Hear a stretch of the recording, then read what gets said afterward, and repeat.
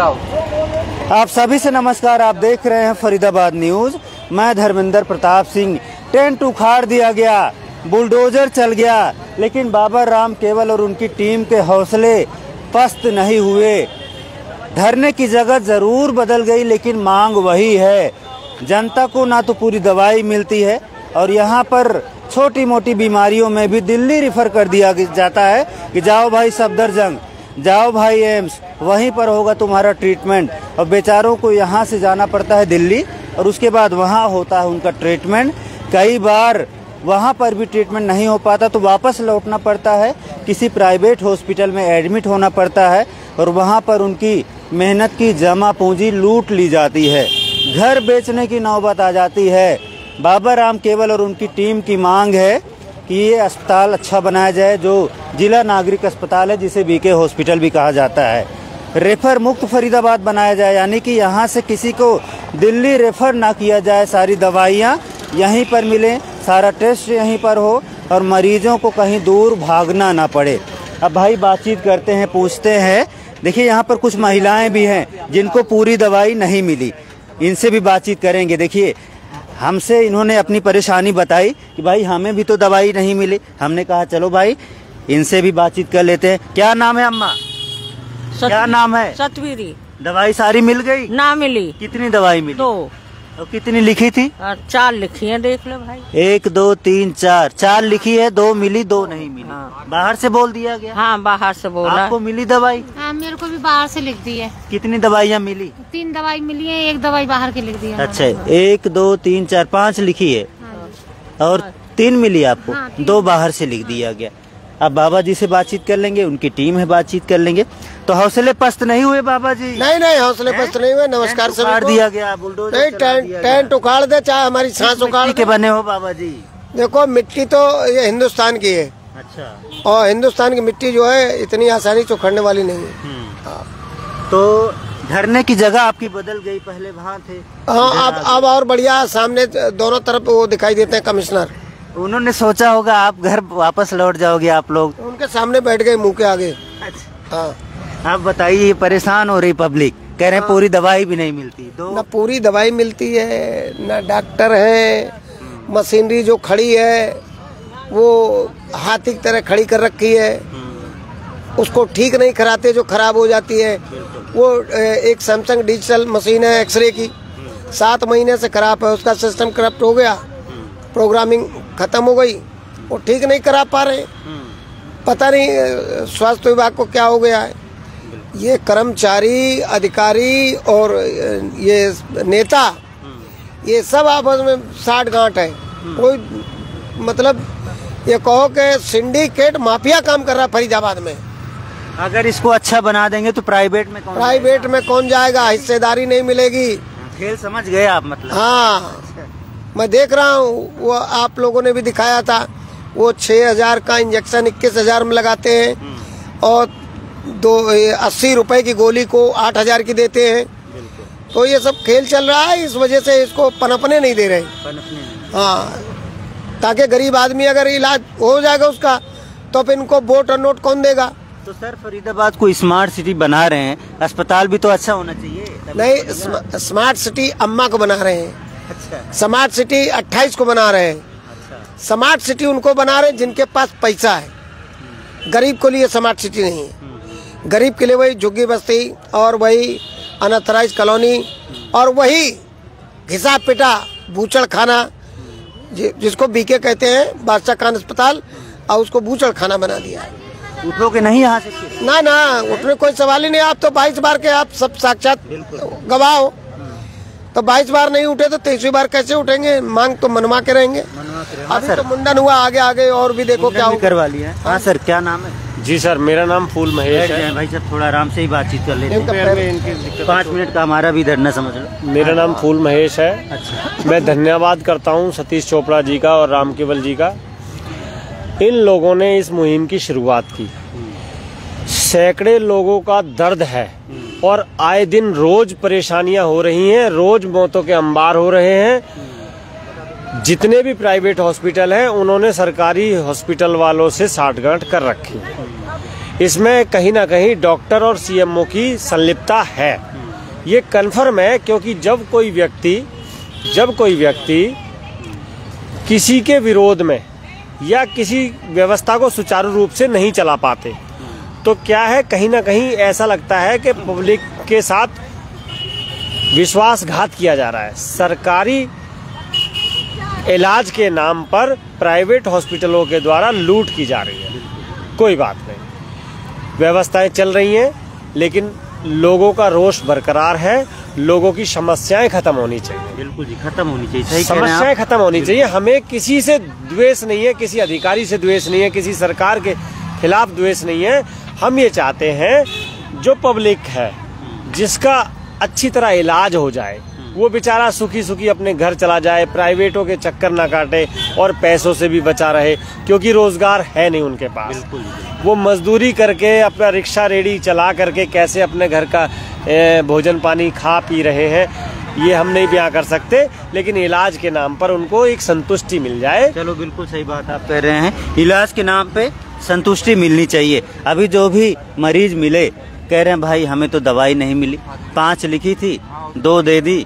Paracetamol देते होंगे सतीश चोपड़ा जी, या कोई और दे देते होंगे, हैं? महंगी दवाइयाँ, एंटीबायोटिक तो बाहर वही आती हैं, सस्ती दवाइयाँ अवेलेबल होती हैं यहाँ पे। और आपको मैं बता, दवाइयाँ एंटीबायोटिक बाहर से लिख देते। आपको मैं बता दूं, इस मुहिम को मैं बरसों से लेके चल रहा हूँ और अभी सभी साथियों ने चलाया भी था। बाबा जी जैसे हमारे सहयोगी साथी हमारे साथ दिन रात यहाँ बैठे हुए कंधे से कंधे मिला के लड़ रहे हैं। देखिए, हमारी एक ही मांग है कि रेफर मुक्त फरीदाबाद में जो रेफर का खेल है वो खत्म हो। देखिए, जहाँ सुविधाओं का अभाव होगा, करप्शन अपने आप पैदा होगा। हम यहाँ पीएमओ सीएमओ पे कोई ब्लेम नहीं लगा रहे, क्योंकि यह सुविधाएं नहीं है। यहाँ स्पेशलिस्ट डॉक्टर का कैडर नहीं है, सुपर स्पेशलिस्ट डॉक्टर तो है ही नहीं। अभी एक न्यूरो सर्जन ने ज्वाइन किया यहाँ पे, वो सर्जरी नहीं कर पा रहे, वजह उसकी कि आईसीयू का बैकअप नहीं है। और जहाँ तक हम छायसा मेडिकल कॉलेज की बात करते हैं, आपने भी चलाई और पत्रकार साथियों ने भी चलाई, कि देखिए वहाँ पर 550 कर्मचारी है, 3 करोड़ रुपए सैलरी जा रही है हर महीने, 460 बेड का अस्पताल है, 360 बेड पे ऑक्सीजन है, ओटी है वहाँ पे, मोर्चरी भी है, सब चीजें सुविधाएं हैं, आईसीयू भी है, 58 वेंटिलेटर है वहाँ पे। उसके बावजूद आज तक किसी मरीज को एडमिट करके इलाज नहीं दिया गया। 2020 में सरकार ने टेक ओवर किया। बस वहाँ पे ओपीडी भी तब चली जब हमने जाके वहाँ पे प्रदर्शन किया, सांकेतिक प्रदर्शन किया, बीके के आगे प्रदर्शन किया 2 दिन का। 3 बार हम पहले भी सांकेतिक धरना प्रदर्शन कर चुके हैं। सभी अधिकारियों से मिलके हमने यहाँ की व्यवस्था भी बताई। और जो आपके जनप्रतिनिधि ये कह रहे हैं ना हमें व्यवस्था नहीं पता, इसका मतलब जनप्रतिनिधि कहलाने के लायक नहीं है कि आपको अपने जिले के जो हार्ट बोलते हैं, दिल है सिविल अस्पताल, क्योंकि हर एरिया का व्यक्ति यहाँ आता है। किसी एक विधानसभा की वो बोलते हैं ना बपौती नहीं है यहाँ पे, ये पूरे जिले में एक ही अस्पताल होता है। और यहाँ जितने भी जीते गए हैं, चाहे पक्ष के हों चाहे विपक्ष के हों, उनका नैतिक दायित्व है कि यहाँ की वकालत करे, अपने सदन में यहाँ की समस्याएं उठाए जो नहीं उठाई जाती। देखिए, मैं आपको बताऊं, एम्स बनते हैं, ट्रोमा सेंटर बनते हैं, अंबाला बनते हैं, रोहतक बनते हैं, उस तरफ बनते हैं, यहाँ क्यों नहीं बनते? टैक्स रेवेन्यू जनरेट करने में हम दूसरे नंबर पे आते हैं, यानी सरकार को नोट भी हम सबसे ज्यादा दे रहे हैं। वोट की बात करें, जनसंख्या हमारे यहाँ हरियाणा में पहले नंबर पर है, यानी वोट भी हम सबसे ज्यादा दे रहे हैं, नोट भी दे रहे हैं। उसके बावजूद जन सुविधाओं के बारे में हम फिसड्डी साबित हो रहे हैं। और ये सीधा सीधा है, यहाँ के जनप्रतिनिधि जो चुने हुए हैं उन पे ऊपर सवाल उठता है कि भाई वहां तो काम हो रहा है, पैसा यहाँ से जा रहा है, तो हमारा जो रेवेन्यू जनरेट होता है उसका कुछ % तो यहाँ खर्च किया जाए, जनता के जान माल को जो है उसकी रक्षा की जाए। आपने भी कई बार चलाया, क्योंकि मैं तो यहाँ 12-12, 14-14 घंटे रहा हूँ, आपको भी देखा रात को कई बार आप आते हैं कि पेशेंट आया, उसको पट्टी की और सीधा दिल्ली भेज दिया। और कई बार तो आपने धर्मेंद्र जी, आपको याद होगा, यहाँ तो टाके भी नहीं होते थे, बैंडेज नहीं होती थी, बीटाडिन तक नहीं होती थी। और आपको मैं याद दिला दूं कि यहाँ CSR फंड से यशपाल यादव जी जब DC थे, हमने यहाँ पे ये 100 बेड की जो एक्सीडेंटल इमरजेंसी है उनके टाइम पे आई, जो CSR फंड से जो एक्सरे मशीन आई उनके टाइम पे आई, लिफ्ट का जो रिपेयरिंग हुआ, जो रेनोवेट किया गया वो उस समय हुआ, ब्लड टेस्ट की कई सारी सुविधाएं आई। और आज क्या है, उनकी मेंटेनेंस भी नहीं हो पाती। फायर सेफ्टी का काम इन्होंने आज से 2.5 साल पहले छेड़ा था, वो आज भी कंप्लीट नहीं हुआ। आप जाके देखिए, बिल्डिंग अंदर से उधड़ी हुई है, अभी सीलिंग सारी जगह जगह गिरती है, कई बार हादसे हो चुके, किसी के सिर पे गिर रहा है, किसी पे कुछ हो रहा है, पर सरकार संज्ञान नहीं ले रही। और इसके बारे में कई बार मैं लिखित में DC साहब को भी दे के आया, और जो हेल्थ DG हैं उनको WhatsApp पे भी भेजा। लिखित में अगर DC को जाता है तो सीधा फॉरवर्ड होके हेल्थ मिनिस्ट्री में जाता है, पर कोई संज्ञान नहीं लिया जा रहा। देखिए, कोविड के बाद 38 वेंटिलेटर हमारे सिविल अस्पताल फरीदाबाद को मिले। पूरे देश की बात नहीं कर रहा, पूरे देश का यही हाल है। हजारों वेंटिलेटर हर सिविल अस्पताल में पहुंचाए गए, पर उनका यूटिलाइज आज नहीं हो रहा।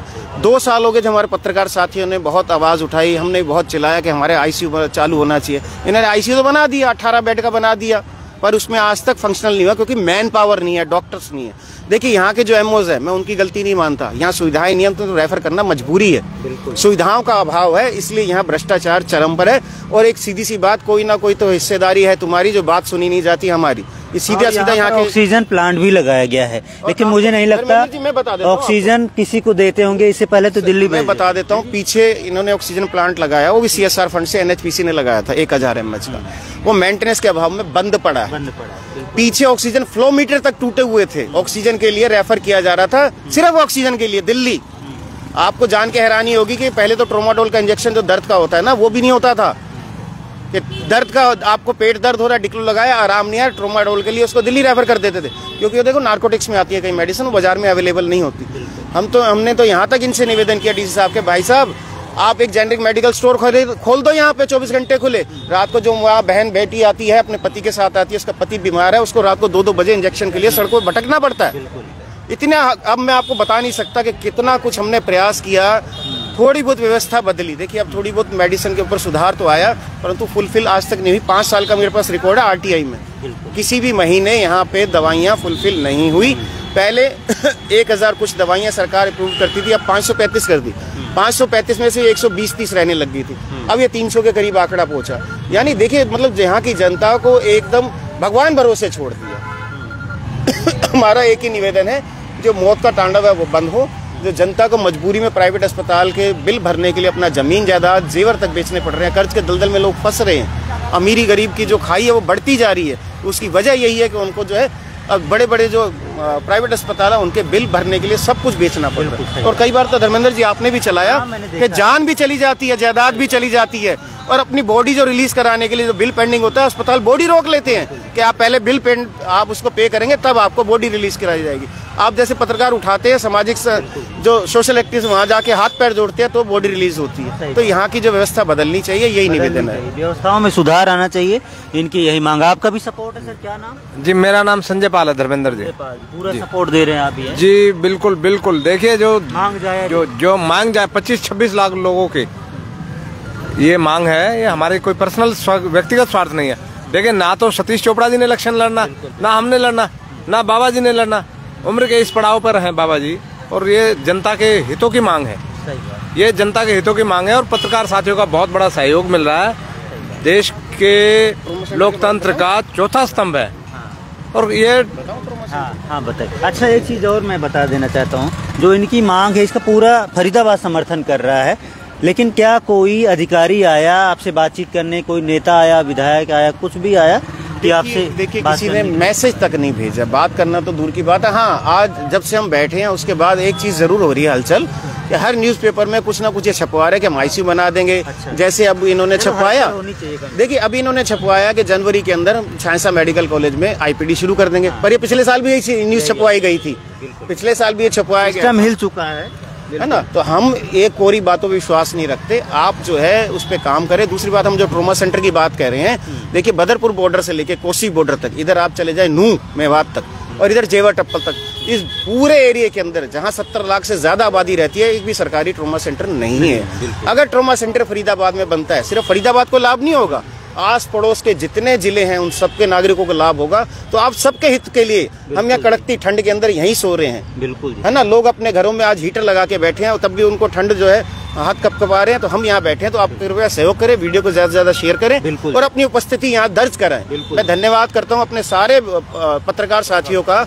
देखिए अपने अपने ग्रुप के साथ आके यहाँ समर्थन दे रहे हैं। पहला धरना होगा जिसके अंदर पत्रकार साथी भी अपना समर्थन खुल के दे रहे हैं, और ये मांग नहीं है, ये शहर की जरूरत है, पूरे लोकसभा क्षेत्र की जरूरत है। लोगों के प्राण बचाए जाए, उनके जान माल की रक्षा की जाए, जो सरकार का नैतिक दायित्व भी है। बिल्कुल जी, आप देखते होंगे हम लोग दिखाते रहते हैं, कभी मथुरा रोड पर दुर्घटना हो जाती है नेशनल हाईवे पर, कभी दिल्ली मुंबई बड़ोदरा एक्सप्रेसवे पर भी अब रोजाना दुर्घटना हो रही, क्योंकि वहाँ भी लोग स्पीड में चलते हैं।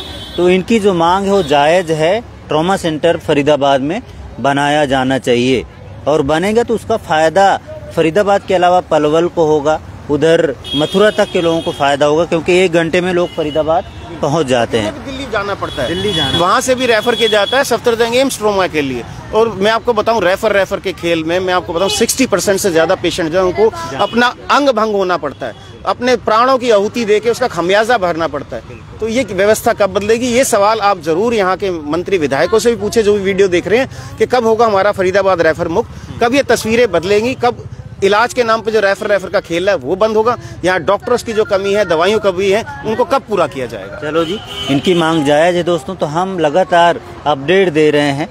हौसले पस्त नहीं हुए, बल्कि कह रहे हैं हौसले और बढ़ गए हैं। जी एक चीज और बता दूं, पहले तो किराए का टेंट था, हमने अपना खरीद के गाड़ दिया, हम हटने वालों में से नहीं है। हाँ, हम यहाँ से जाने वालों में से नहीं है। किसी को ये भ्रांति हो कि किसी तरह की कोई साठ गांठ या प्रेशर तो आएगा प्रशासन का तो हम हट जाएंगे, तो हम हटने वालों में से नहीं है। मेरा रिकॉर्ड रहा है हमेशा, मैंने हमेशा अधिकारियों से हाथ जोड़ के जितना हम करा सकते थे अधिकारियों के हाथ में तो हमने कराया भी है, पर हमें सड़क पे उतरने के लिए इसमें मजबूर होना पड़ा क्योंकि ये गेंद सरकार के पाले में। यहाँ के अधिकारी डॉक्टर अपॉइंट नहीं कर सकते, यहाँ के अधिकारी दवाई नहीं खरीद सकते। ये भी बता दूं आपको, पहले जब मोदी सरकार ने एक बात कही थी, ना खाऊंगा ना खाने दूंगा, यहाँ पे सीएमओ के हाथ बांध दी गए, सेंट्रल स्टोर से मेडिसिन आती है और इन्होंने एक काम कर दिया, ना इलाज करूंगा ना करने दूंगा। सेंट्रल स्टोर से सप्लाई फुलफिल नहीं आ रही है, सीएमओ के हाथ में अधिकार क्षेत्र सीमित कर दिया ताकि वो दवाई ना खरीद सके। आपका व्यवस्था को सुधारने आए थे, वो तो बद से बदतर होती जा रही है। चलो जी ठीक है, देखते हैं सुधार कब तक होता है, क्या इनकी मांग मानी जाती है या नहीं मानी जाती। अगर मांगी जाएगी तो बहुत अच्छा हो जाएगा फरीदाबाद के लिए। फरीदाबाद न्यूज़ से धर्मेंद्र प्रताप सिंह, नमस्कार।